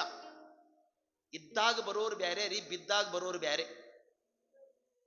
ಇದ್ದಾಗ ಬರೋರು ಈ ಬಡತನ ಅನ್ನೋದು, ಈ ನೋವು ಅನ್ನೋದು ನಮಗೆ ಬಂದಾಗ ಗೊತ್ತಾಗ್ತದ್ರಿ. ಒಂದು ಘಟನಾ ನೋಡಿ ಎಷ್ಟು ಮಜೆ ಇದೆ. ದೇವರ ಹತ್ರ ಪ್ರಾರ್ಥನೆ ಮಾಡಿಕೊಳ್ತಿದ್ದಂತ ಅವನು. ಏನಂತ? ದೇವರೇ, ನಾನು ಸುಖವಾಗಿರಬೇಕು, ನನ್ನ ಕಾಯಕ ಅಂದ್ರೆ ದಿನಾಲು ಹೆಣ ಉಳೋದೆ ನನ್ನ ಕಾಯಕ, ಊರಾಗೊಂದು ಸಾಯಿಲಿ ಅಂತಿದ್ದಂತ. ಸತ್ತರಿ ಅವನಿಗೆ ರೊಕ್ಕ ಬರ್ತಿತ್ತು. ಊರಾಗ ಮಂದಿ ನಾವು ಬದುಕ್ಬೇಕಂತಿದ್ರು, ಅವ ಏನಂತಿದ್ದನ್ರಿ? ಸಾಯಿಲಿ. ಅವ್ರವ್ರ ಬುದ್ಧಿ ಅವ್ರವ್ರನ್ನ ತಿಂತಿರ್ತದ ಅನ್ನೋದು ಕಾರಣ ಇದೆ. ಮುಂದೆ ಅವನು ಊರಿಗೆ ಹೋಗ್ಬೇಕಾಗಿತ್ತು. ಹೇಳಿದ ಹೆಂಡತಿ ಮಕ್ಕಳಿಗೆ, ನೋಡೋ ನಾನು ಊರಿಗೆ ಹೊರಟಿದ್ದೇನೆ, ಊರಾಗ ಯಾರಾದ್ರೂ ಸತ್ತರೆ ನೀವು ಹೆಣ ಶೃಂಗಾರ ಮಾಡಿ ದುಡ್ಡು ತೆಗೆದುಕೊಂಡು ಬೇಕರಿಗೆ ಹೋಗಿ ಬೇಕಾದ ತೆಗೆದುಕೊಂಡು ಬಂದು ನೀವಿಂದ ತಿಂಡಿ ತಿನಿಸು ಏನೆಲ್ಲ ತಿನ್ನಿ ಅಂತ ಹೇಳಿದ. ಅವನು ಊರಿಗೆ ಹೋದ ಮೇಲೆ 4 ವರ್ಷದ ಹುಡುಗಿ, ಅಮ್ಮ ಯಾಕು ಮಗ, ನನಗೆ ಹೊಟ್ಟೆ ಹಸ್ತಿದೆ ಅಮ್ಮ. ತಡಿ ತಂಗಿ, ಇನ್ನು ದೇವ್ರ ಕಣ್ಣು ತೆಗೆದಿಲ್ಲ ಅಂದ್ರೆ, ದೇವ್ರ ಕಣ್ಣು ತೆಗೆದ್ರು ಊರಾಗ ಒಬ್ರು ಕಣ್ಣು ಮುಚ್ಚಬೇಕು. 10 ಗಂಟೆ ಆಯ್ತು, 12 ಗಂಟೆ ಆಯ್ತು, ಹೊಟ್ಟೆ ತಳಮಳ ಹುಡುಗಿತ್ತು. ಅಮ್ಮ ಹೊಟ್ಟೆ ತಳಮಳ. ಯಾರಾದ್ರೂ ಊರಾಗ ತಡಿ ತಂಗಿ ಅನ್ನೋದ್ರೊಳಗೆ ಸಂಜೆ ಮುಂದೆ 4 ಗಂಟೆ ಆಯ್ತು. 4 ಮಂದಿಯ ಹೆಗಲ ಪಯಣ. ಅಲ್ಲಿ ಡ್ರೈವರ್ 4 ಮಂದಿ, ಪ್ಯಾಸೆಂಜರ್ ಮಾತ್ರ ಒಬ್ಬನೇ ಇರ್ತಾನೆ. ಅವಾಗ ಆ ಹೆಣ ಹೊತ್ಕೊಂಡು ಹಿಂಗೆ ಜನಗಳೆಲ್ಲ ಬರುತ್ತಿದ್ರು. ಹುಡುಗಿ ತಕ ಕುಣಿಯಾಕತ್ತು. ಅಮ್ಮ ಯಾಕೆ? ಅಮ್ಮ ಯಾರೋ ಊರಾಗ ದೊಡ್ಡೋರು ಸತ್ತಿದ್ದಾರೆ. ಏನು ಜನ? ಆ ಹುಡುಗಿಗೆ ಅವ್ವ ಅಂತದ, ತಂಗಿ ನಿಮ್ಮಪ್ಪ ಇದ್ರೆ ಹೆಣ ಚಂದ ಶೃಂಗಾರ ಮಾಡಬಹುದಿತ್ತಲ್ಲ. ಇಲ್ಲ, ನಾನು ನೀನು ಕೂಡಿಕೊಂಡು ಮಾಡೋಣ, ದುಡ್ಡು ಬರ್ತದೆ, ಬೇಕರಿಗೆ ಹೋಗಿ ಏನೆಲ್ಲ ತಿಂಡಿ ತಿನಿಸು ತರೋಣ. ಹಿಂಗ್ ತರ್ತಾ ಇದ್ರು. ಆ ಹೆಣ ಆ ಕಡೆ ಹೋಗಲಾರ್ದವ್ರ ಮನೆ ಕಡೆ ಬಂತು. ಅದು ಊರೊಳಗೆ ಯಾರೋ ಸತ್ತವರ ಹೆಣ ಆಗಿರಲಿಲ್ಲ. ಆ ಹುಡುಗಿ ಅಪ್ಪಂದಾಗಿತ್ತು, ಆ ಹೆಣ್ಮಗಳು ಗಂಡಂದಾಗಿತ್ತು. ಮೊದಲು ಹೆಣ ನೋಡಿದಾಗ ಖುಷಿಯಾಗಿತ್ತು, ಆ ಹೆಣ ನಮ್ಮದು ಅಂದಾಗ ದುಃಖ ಆಗಿತ್ತು. ಜೀವನ ಅಂದ್ರೆ ಹಿಂಗೆ ಅದರಿ. ದೂರ ನೋಡಿದಾಗ ಖುಷಿ ಆಗ್ತದ, ದುಃಖನ ಹತ್ತಿರ ಬಂದಾಗ ನಮ್ಮದು ಅಂದಾಗ ಕೈ ಬಾಯಿ ಎದಿ ಬಡ್ಕೊಳ್ಳೋ ನಾವೆಲ್ಲ ಆಗೋದಕ್ಕಿಂತ ಪೂರ್ವದೊಳಗ ಅವರೆಲ್ಲರೂ ನಮ್ಮವರು ಅನ್ನುವ ಭಾವ ನಮ್ಮಲ್ಲಿ ಬಂತು ಅಂದ್ರೆ ಏನೆಲ್ಲ ಆಗ್ಲಿಕ್ಕಿಲ್ಲ ಬದುಕಿನೊಳಗೆ. ಹಾಗೆ ಪಂಚಾಕ್ಷರಿ ಅಜ್ಜೋರು ಈ ಜಗತ್ತಿನೊಳಗ ಕಣ್ಣಿಲ್ಲದವರಿಗಾಗಿ, ಕಾಲಿಲ್ಲದವರಿಗಾಗಿ, ಅನಾಥರಿಗಾಗಿ ನಾನಿದ್ದೇನೆ ಅಂತ ಭರವಸೆಯನ್ನು ಕೊಡ್ತಾರಲ್ರಿ. ಬರಗಾಲವನ್ನ ಕಳೆದ ಮೇಲೆ ಅದಕ್ಕೆ ರಾಜಗುರು ಗುರುಸ್ವಾಮಿ ಅಪ್ಪಾಜಿ ಅವರು ಎಷ್ಟು ಚಲೋ ಬರೆದ್ರು. ಯಾರಿಗೆ ಯಾರು? ಅವನೇ ದೇವರು. ಸಕಲ ಜೀವಾವಳಿಗೆ ಲೇಸಾದವನಾರೋ ಅವನೇ ದೇವರು. ನಮ್ಮ ಗುರುಗಳು ಅಂದಿದ್ರು, 5 ರೂಪಾಯಿಗೆ ಯಾಕೆ ತೃಪ್ತಿ ಹೊಂತಿಯಪ್ಪ, ಮುಂದೆ ದೊಡ್ಡ ಸೇವಾ ಮಾಡ್ತಾರಂದ್ರಿ. ಈಗ ನಮ್ಮ ಗುರುಗಳು ಸಿನಿಮಾ ತೆಗೆದು ನೀವು ಸಾರ್ಥಕ ಆಯ್ತು ನೋಡ್ರಪ್ಪ ಅಂದ್ರಂತಜ್ಜು. ಯಾವಾಗಲೂ ಅಜ್ಜೋರು ಕ್ಷಣಿಕ ತೃಪ್ತಿ ಆಗ್ತಿದ್ದಿಲ್ರಿ. ಯೋಗಿ ಆದವರು ಕ್ಷಣಿಕ ತೃಪ್ತಿ ಆಗ್ಬಾರ್ದ್ರಿ, ಬಹುತೃಪ್ತಿ ಇರಬೇಕ್ರಿ. ಮುಂದಿನ ಆಲೋಚನೆ ಪಂಚಾಕ್ಷರ ಅಜ್ಜೋರಿಗೆ ಗೊತ್ತಿತ್ತು. ಹೀಗಾಗಿ ಗಾನಯೋಗಿ ಪಂಚಾಕ್ಷರ ಗವಾಯಿಗಳು ಸಿನಿಮಾ ಮಾಡಿದರು. ಇದೆಲ್ಲ ಅಜ್ಜೋರು ಘಟನಾ ನಡೆದರೆ 1929 ಇಸ್ವಿಯೊಳಗ ತಾರೀಖ 3/10/1929 ಅಜ್ಜೋರಿಗೆ ಒಂದು ಪತ್ರ ಬರ್ತದೆ, ಬಳ್ಳಾರಿ ಮರಿಶಿವಗಳ ಮಹಾಮಠದಿಂದ. ನೀವು ಹಾನಗಲ್ ಕುಮಾರ ಶಿವಗಿಗಳ ಶಿಷ್ಯರು, ದ್ಯಾವಾಪುರ ಬಸವಲಿಂಗ ಶಾಸ್ತ್ರಿಗಳಿಂದ ನೀವು ಕೀರ್ತನ ಕಲಿತಿದ್ದೀರಿ. ನಿಮ್ಮ ಕೀರ್ತನೆಗಳೆಂದರೆ ಬಹಳ ವಿಶೇಷ.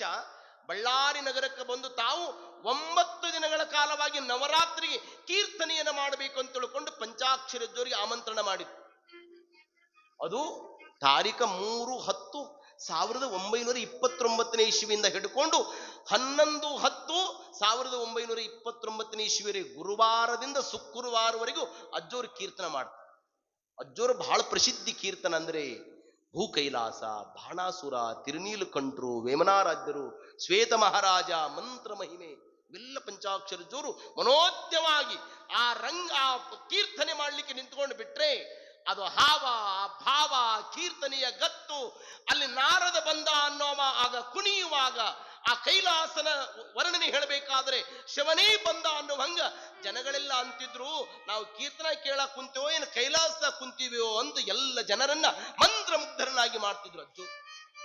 ಇದು ಬಳ್ಳಾರಿಯೊಳಗ 1929 ಇಸ್ವಿ ಒಳಗ 9 ದಿನಗಳ ಕಾಲವಾಗಿ ಕೀರ್ತನವನ್ನು ಪಂಚಾಕ್ಷರಿ ಜೋರು ಮಾಡ್ತಾರೆ. ಇದು ಅಜ್ಜೋರು ಹೋಗಿದ್ದು ಇವತ್ತಿಗೂ ಅದು ಆ ಪುರಾಣಕ್ಕೆ ಹೋದ ಪತ್ರಿಕೆ ಇವತ್ತಿಗೂ ಪ್ರಿಂಟ್ ಇದೆ ಅಜ್ಜೋರು. ಅದರೊಳಗೆ ಅಜ್ಜೋರ ಹೆಸರು ಗಾನ ಕಳಾನಿಧಿ ವೇದಮೂರ್ತಿ ಪಂಚಾಕ್ಷರ ಗವಾಯಿಗಳವರಿಂದ ನಡೀತಕ್ಕಂಥ ಶಿವಕಥಾ ಕೀರ್ತನ ಶಿವಯೋಗ ಮಂದಿರ ಅಂತ ಅಡ್ರೆಸ್ ಇದೆ. ಅಂದ್ರೆ ಕುಮಾರಜೋರಿನೇ ಇದ್ರು ಅಂತ 1929 ಇಸ್ವಿ. ಹೀಗೆ ಪಂಚಾಕ್ಷರಿಯ ಜೋರು ಈ ನಾಡನೆಲ್ಲ ಸಂಚಾರವನ್ನ ಮಾಡ್ತಾರಂದ್ರೆ ಅದಕ್ಕೆ ಪುಟ್ಟರಾಜಜ್ಜೋರು ಹೇಳ್ತಾರೆ ಏನಂತಾರಂದ್ರ, ನೀನು ಅಂದನಾಗಿ ಹುಟ್ಟಿ ನನಗೆ ಗಾನ ವಿದ್ಯೆಯನ್ನ ದಾನ ಮಾಡಿದಿರಪ್ಪ, ನಾನು ಸಹಿತ ಆ ವಿದ್ಯೆಯನ್ನ ದಾನ ಮಾಡ್ತಾ ಇದ್ದೇನೆ. ಪುಣ್ಯಾಶ್ರಮ ಇವತ್ತೆಲ್ಲ ನಡೆದದಂದ್ರೆ ಇದಕ್ಕೇನು 100 ಕೋಟಿ ಏನು FD ಇಲ್ಲ ಏನ್ರಿ. ಭಕ್ತರ ಭಕ್ತಿಯೇ ಶ್ರೀಮಠದ ಆಶ್ರಮದ ಸಂಪತ್ತು. ನಾನೊಂದು ಕೊನೆಯ ಮಾತನ್ನ ಹೇಳಿ ಬಿಟ್ಟು ಬಿಡ್ತೀನಿ. ಏನು ಕೊನೆಯ ಮಾತು? ಒಂದು 4 ಪದಗಳನ್ನ ನಾನು ಓದಿದೆ. ಒಂದು, ಇಂದು ಅದ ಮುಂದು ಅದ. ಎರಡನೇದು, ಇಂದದ ಮುಂದಿಲ್ಲ. ಮೂರನೇದು, ಇಂದಿಲ್ಲ ಮುಂದದ. ನಾಲ್ಕನೇದು, ಇಂದು ಇಲ್ಲ ಮುಂದು ಇಲ್ಲ. ಒಂದನೇದು, ಇಂದು ಅದ ಮುಂದು ಅದ. ಏನಿದು? ಇವತ್ತು ದೇವರು ಕೊಟ್ಟಾನ ಅನ್ನಲ್ಲೇನು? ನಮಗೇನ್ರಿ ಅಜ್ಜ ಕೊಟ್ಟು ಮರ್ತಾನ. ಅಜ್ಜ ಕೊಟ್ಟು ಮರ್ತಾನ, ಕೊಟ್ಟ ಅಜ್ಜ ನಾವು ಮರ್ತೀವಿ ಅಂತ ತಲೆಯಾಗಿಟ್ಕೋಬೇಕು ಮೊದಲು. ದೇವ್ರು ಕೊಟ್ಟು ಮರ್ತಾನ ಅಂತೀವಿ ನಾವು. ದೇವ್ರು ಕೊಟ್ಟು ಮರೆಯಲ್ರಿ, ಅವ ಮರ್ತಾನ, ನಾವ್ ಯಾರು ಉಳಿಯೋದಿಲ್ಲ. ಇಂದು ಅದ ಮುಂದು ಅದ. ಈಗ ಐತ್ರಿ, ಕೊಡಬೇಕು ಉತ್ತಮನಾದ ವಂಗೆ ಮಗಳಂ, ಸತ್ಪಾತ್ರದೊಳ ದಾನಮಂ ಇಡಬೇಕು ಈಶ್ವರ ನೋಳ್ ಭಕ್ತಿ ರಸವಂ. ಉತ್ತಮನಾದವನಿಗೆ ಮಗಳು ಕೊಡಬೇಕು. ಪಾತ್ರಗಳನ್ನ ಅರಿತು ದಾನ ಮಾಡಬೇಕು ಮನುಷ್ಯ. ನಮ್ಮ ದಾನ ಸತ್ಪಾತ್ರಕ್ಕೆ ಹೋಗ್ತಿತ್ತಂದ್ರೆ ಕೊಡಬೇಕು, ಅದು ಅಪಾತ್ರವಾಗ್ತಿತ್ತು, ಅದು ದುರ್ವ್ಯವಹಾರ ಆಗ್ತಿತ್ತಂದ್ರೆ ದಾನ ಕೊಡಬಾರ್ದು ಅಂತ ಶಾಸ್ತ್ರ ಹೇಳುತ್ತೆ. ಇಂದು ಅದ ಮುಂದು ಅದ. ಇವತ್ತು ಕೊಡ್ತಾನಂದ್ರೆ ಮುಂದೆ ಐತಿ ಅಂತ. ಎರಡನೇದು, ಇಂದದ ಮುಂದಿಲ್ಲ. ಇವತ್ತೈತ್ರಿ, ಮನಿ ಮುಂದೆ ಹೋದವ್ರಿಗೆ ಒಂದು ಅಗಳು ಸಹಿತ ಅನ್ನ ಕೊಡೋದಿಲ್ಲ. ಇಂದದ ಮುಂದ ಇಲ್ಲವೇ ಇಲ್ಲ. ಇಂದಿಲ್ಲ ಮುಂದದ. ನೋಡಿ, ಇವತ್ತೆಲ್ಲ ನಾವು ಇಷ್ಟೆಲ್ಲ ಗಟ್ಟಿ ಮುಟ್ಟಾಗಿ ಪ್ರವಚನವನ್ನಾಗಲಿ, ಕಂಠದಲ್ಲಿ ಶಕ್ತಿಯನ್ನಾಗಲಿ, ತಬಲಾ ನುಡಿಸುವ ರಟ್ಟಿಯಲ್ಲಿ ಶಕ್ತಿಯಲ್ಲಾಗಲಿ, ನಮ್ಮ ನಾರಾಯಣ ಸರ್ ನುಡಿಸುವ ಬೆರಳಿನಲ್ಲಿ ಶಕ್ತಿಯಾಗಲಿ, ಇದು ಯಾರು ಕೊಟ್ಟಿದ್ದಂದ್ರೆ ಇದೆಲ್ಲ ವೀರೇಶ್ವರ ಪುಣ್ಯಾಶ್ರಮ ನಂಬಿದ ಭಕ್ತರ ರಕ್ತ ಅನ್ನೋ ನಾವೆಲ್ಲ ನೆನಪಿಟ್ಟುಕೊಳ್ಬೇಕು. ಒಬ್ಬ ಕೂಲಿ ನಾಲಿ ಮಾಡುವ ಹಳ್ಳಿ ಮನುಷ್ಯನು ಸಹಿತ ನಮ್ಮ ಅಜ್ಜನ ಮಠಕ್ಕ ಕೊಡಬೇಕು ಅಂತ ವಿಚಾರ ಮಾಡ್ತಾನಲ್ಲ. ಆತ ಒಂದು ಚೀಲ ಬೆಳೆದ್ರು ಸಹಿತ 2 ಸೇರ ಅಜ್ಜನ ಮಠಕ್ಕೆ ಕೊಡ್ಬೇಕಂತ ವಿಚಾರ ಮಾಡ್ತಾನೆ. ಅವನಿಗೆ ಇವತ್ತಿಲ್ಲ ಮುಂದದ, ಇಂದಿಲ್ಲ ಮುಂದದ. ನಾಲ್ಕನೇದು, ಇಂದು ಇಲ್ಲ ಮುಂದು ಇಲ್ರಿ. ಈ ದೇವಸ್ಥಾನ ಮುಂದೆ ಭಿಕ್ಷಾ ಬೇಡ್ತಿರ್ತಾರ ನೋಡ್ರಿ. ಒಬ್ಬ ಬಾಜು ಭಿಕ್ಷುಕನಿಗೆ ಯಾರೋ ಒಂದು ಬ್ರೆಡ್ ನೀಡಿದ್ದಾರೆ, ಅವನಿಗೆ ಹಸಿವಾಗಿದೆ. ಅಯ್ಯ ತಮ್ಮಯ್ಯ, ನನಗೆ ಹಸಿವು ಬಹಳ ಆಗಿದೆ, ಏನಾದ್ರೂ ಕೊಡು ಅಂದ್ರೆ ಇವನು ಮಗನೇ ನೀನು ಒದ್ದೇನು ಅಂತ ಅವನು ಒದಿತಾನೆ. ಅವನಿಗೆ ಇಂದೂ ಇಲ್ಲ ಮುಂದೂ ಇಲ್ಲ. ಇಂದು ಅದ ಮುಂದದ, ಇಂದದ ಮುಂದಿಲ್ಲ, ಇಂದಿಲ್ಲ ಮುಂದದೆ, ಇಂದಿಲ್ಲ ಮುಂದಿಲ್ಲ. ಆದರೆ ನಾವೆಲ್ಲ ನೆನಪಿಟ್ಟುಕೊಳ್ಬೇಕು, ನಮ್ಮಜ್ಜ ನಮಗೆಲ್ಲವನ್ನು ಕೊಟ್ಟಿದ್ದಾನಲ್ಲ, ಕೊಟ್ಟ ಗುರುವನ್ನ ಯಾವ ಕಾಲಕ್ಕೂ ಸಹಿತ ನಾವು ಮರಿಬಾರದು ಅನ್ನೋದನ್ನ ನೆನಪಿಸಿಕೊಂಡು ಗದಗ ವೀರೇಶ್ವರ ಪುಣ್ಯಾಶ್ರಮ ಅನ್ನೋದನ್ನ ಬಸರಿಗಿಡದ ವೀರಪ್ಪಜ್ಜನವರು ಸ್ಥಾಪನೆಯನ್ನ ಮಾಡಿದ್ರು. ಎಲ್ಲ ಭಕ್ತರು ಕೂಡಿಕೊಂಡು ಅದಕ್ಕೆ ಸಹಾಯ ಸಹಕಾರವನ್ನ ಬಹಳ ಮಂದಿ ಗದಿಗಿನವ್ರು, ನಾನು ಹೇಳಿದ ಎಲ್ಲ ಹೆಸರುಗಳನ್ನ ಅವರೆಲ್ಲರೂ ಸಹಿತ ಅದರೊಳಗೆ ಪಂಚಾಕ್ಷರಜ್ಜವರಿಗೆ ಬಹಳಷ್ಟು ಸೇವೆಯನ್ನು ಮಾಡಿದಂಥವ್ರು ಬಹಳ ಮಂದಿ. ಅದರೊಳಗೆ ಚನಿವೀರ ಶಾಸ್ತ್ರಿಗಳಾಗಲಿ, ಮುಂದುವರೆದುಕೊಂಡಂತ ಭಾಗ ಆಗಲಿ ಬಸವರಾಜಜ್ಜವರು. ಅವ್ರನ್ನ ಒಂದು ಕ್ಷಣ ನೆನೆಸಬೇಕು ನಾವು. ಯಾಕೆ ನೆನೆಸಬೇಕು ಅಂದ್ರೆ ನಮ್ಮ ಬಸವರಾಜ ಅಜ್ಜವರನ್ನ ಎಷ್ಟು ಮಂದಿ ಏಯ್ ಏಯ್ ನಡಿ ನಡಿ ನಡಿ ನಡಿ ಗೊತ್ತೈತ್ ನಡಿ ನನಗೆ. ಈ ಪದ ಅವ್ರ ಕೋಪ ಎಂತಹದ್ದಂದ್ರೆ ನೀರಿನ ಮೇಲೆ ಕೋಪ ಇದ್ದಂಗ್ರಿ ಬಸವರಾಜ ಅಜ್ಜವ್ರು. ಏಯ್ ಒಮ್ಮೆರ ಲೇ ಅಂತ ಒಬ್ಬ ಆಶ್ರಮ ಮಕ್ಕಳಿಗೆ ಸಹಿತ ಬೈಲಾರ್ದ ಒಬ್ಬ ಏನಾದ್ರೂ ಪುಣ್ಯಾತ್ಮ ಇದ್ರೆ ಅದ್ರ ಬಸವರಾಜ ಸ್ವಾಮಿ ಹಿಡಿಕಿ ಮಠ ಅಜ್ಜೋರನ್ನು ನಾವು ನೆನಪಿಟ್ವಿ. ಅವ್ರು ಸಿಟ್ಟು ಹೆಂಗಂತಂದ್ರೆ ಒಂದು ಕ್ಷಣಕ್ರಿ, ಆಮೇಲೆ ಮತ್ತ ಮಿರ್ಚಿ ತರಿಸ್ಲಿ ತಿಂತೀಯೇನು, ಕೇಟಿ ತರಿಸಿ ಕುಡಿತೀಯೇನು. ನಿಜವಾಗಲೂ ಅಜ್ಜೋರು ಒಂದು ಮಾತಂತಿದ್ರು ಪುಟ್ಟರಾಜ ಅಜ್ಜ, ನಾವೆಲ್ಲ ಇಷ್ಟೆಲ್ಲ ನಾಡು ತಿರುಗಾಡಕತ್ತೀವಿ ಅಂದ್ರೆ ಬಸವರಾಜಪ್ಪ ಆಶ್ರಮದಾಗ ಅದನ್ನ ಚಂದ ನಡೆಸ್ಕೊಂಡು ಹೋಗ್ಕನಂತ ನಾವು ನಿಶ್ಚಿಂತೆಯಾಗಿ ಲಿಂಗ ಪೂಜೆ ಮಾಡಿಕೊಂಡು ಈ ನಾಡು ತಿರುಗ್ತಿದ್ವಿ ಅಂತ ಒಬ್ಬ ಮಹಾತ್ಮರ ಮನಸ್ಸನ್ನ ಗೆದ್ದವ್ರು ಯಾರಂದ್ರೆ ಅದು ಬಸವರಾಜ ಸ್ವಾಮೀಜಿ ಹಿಡಿಕಿ ಮಠ ಅನ್ನೋದು ಅವ್ನು ನೆನೆಸ್ಕೊಳ್ಬೇಕು ನಾವು. ನೋಡಿ ಅದೆಲ್ಲವುಗಳನ್ನ ಯಾಕೆ ಇವತ್ತು ಈ ಪುಣ್ಯ ಭೂಮಿಯ ಒಳಗ ಇವ್ರಿಗೆ ಫೋಟೋ ನೋಡ್ತಾರ, ಇವ್ರು ಯಾರು ಅಂತ ಗೊತ್ತಾಗತ್ತೆ. ಒಂದು ಕ್ಷಣ ಅದನ್ನ ನೋಡಿಕೊಂಡಾಗ ಆ ಭಾವಚಿತ್ರ ನೂರಾರು ವಿಚಾರನ ನೆನಪಿಸಿಕೊಡ್ತದೆ. ಅಂತ ಮಹನೀಯರು ಸಾವಿರ ಮಂದಿ ಇಲ್ಲಿ ಸೇವೆಯನ್ನ ಮಾಡಿದ್ದಾರೆ. ಈ ಪುಣ್ಯ ಭೂಮಿ ಇಷ್ಟೆಲ್ಲವನ್ನ ನಮಗೆ ಕೊಟ್ಟಿದೆ.